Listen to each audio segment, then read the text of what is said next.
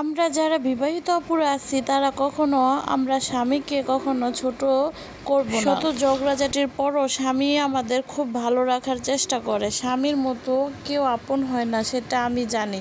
Hello everyone, আসসালামু আলাইকুম। সবাই কেমন আছেন? আশা করি ভালো আছেন।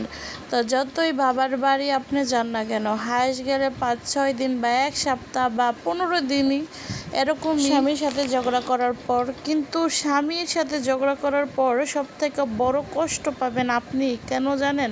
বাবার বাড়ির ভাত বোনরে খুবই, আপনি আপনার স্বামীকে ছেড়ে আপনার বাপের বাড়ি যাবেন, সর্বপ্রথম আপনার মাই আপনাকে খোঁটা দিবে, আপনার গর্ভধারিণী মা। কেন এত জ্বালা জ্বালা দিস? কেন আসলি আমাদের বাসায়? তুই তো ওইখানেই থাকতে পারতি, কেন জ্বালা দিলি?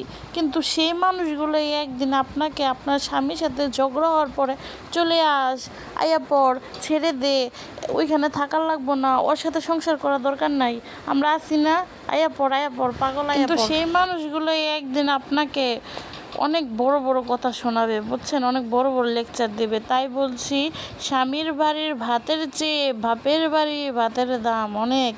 তাই বলি বন্ধুরা, স্বামীকে কদর করতে শিখুন। আমরা অনেক সময় রেগে যাই, স্বামীকে দেখতে পারি না, স্বামীর উপর ভীষণ ভীষণ রাগ ওঠে।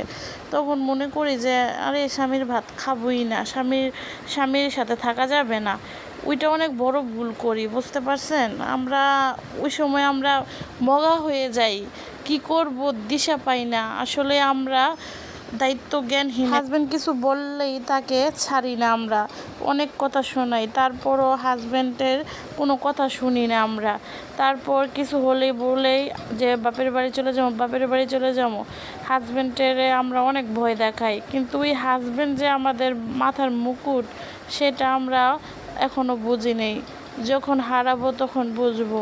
তাই বলি বন্ধুরা, আমি আমার আশেপাশে অনেক মানুষেরই দেখছি যে এরকম ঘটে যাওয়া অনেক। হ্যাঁ, হয়তো বা আমার হাজব্যান্ড একদম দুধের দোয়া তুলসী পাতা না, হয়তো বা আমার সাথে ঝগড়া করে, কিন্তু কখনো আমি বলতে পারবো 4 বছরের ভিতরে এখন পর্যন্ত আমার হাজব্যান্ড আমাকে একটা উল্টা হাতে থাপ্পড় দিয়ে দেখে নাই। আলহামদুলিল্লাহ, এর জন্য আমি অনেক গর্ববোধ করি, কারণ আমার হাজব্যান্ডটা এইভাবে আমাকে অনেক বুঝায়। হয়তো বা আমার কিছু একটা ভুল হয়, হয়তো বা আমাদের তর্কাতর্কি হয়, আলহামদুলিল্লাহ এখন পর্যন্ত আমাদের ওই রকমভাবে কোনো সময় ঝগড়া হয়নি যাতে বাপের বাড়ি চলে যেতে হয়। আলহামদুলিল্লাহ, তার জন্য আমার হাজব্যান্ডকে আমি অনেক ভালোবাসি এবং আমার হাজব্যান্ড আমাকে খুব ভালোবাসে এবং আমার বাচ্চাদের অনেক ভালোবাসে। আর আমার বাচ্চারা আমার বাচ্চার বাবাকে খুব চোখে হারায়।